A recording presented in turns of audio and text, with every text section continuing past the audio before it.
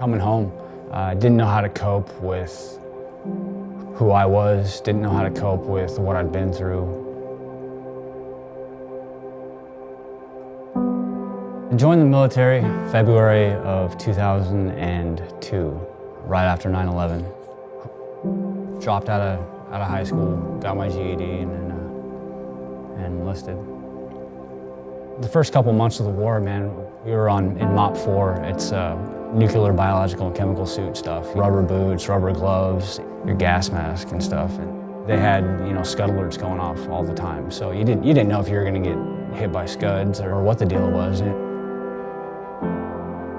Even coming home, hearing sirens, a lot of emotional stress going on. First thing I did after I got off the plane was I went and bought like an ounce of weed. I spent the next couple years just kind of moving around the country. Oregon, Colorado, Georgia, South Carolina, getting drunk enough to forget. No thought of God, no thought of anything other than trying to get high, trying to find the next thing. Anything to kind of fill that void. My girlfriend was pregnant with our second child at the time. Ended up walking away from them. I knew that I couldn't be a good father and husband while I was still actively using. That's about the same time that I had discovered methamphetamines. I ended up starting to prostitute myself on the streets. It really didn't matter who it was, just as long as I could get a fix. That right there is probably one of the most devastating things that I could have ever done to myself. When I was in jail, you got time to sit and think about all the stuff that you did wrong, and all you really want to do is get right again. I think it was at the point when I was like, God, I don't necessarily need to get out of this stuff because I know I'm wrong, and I don't want you to bail me out, but I want you to fix this.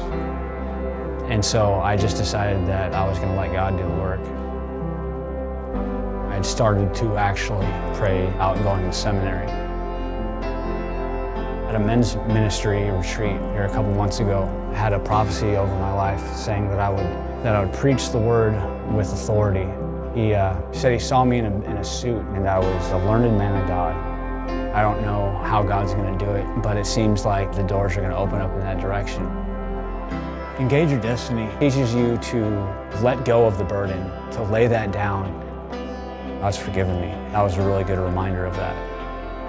I ask God for a special blessing every day. I just thank Him. I thank God for everything that He's done in my life. I'm so different than I was. I have a maturity about me that I didn't have before. I want to get married. I want to have kids. He's a good provider. He's a loving God, and I want to be like my God.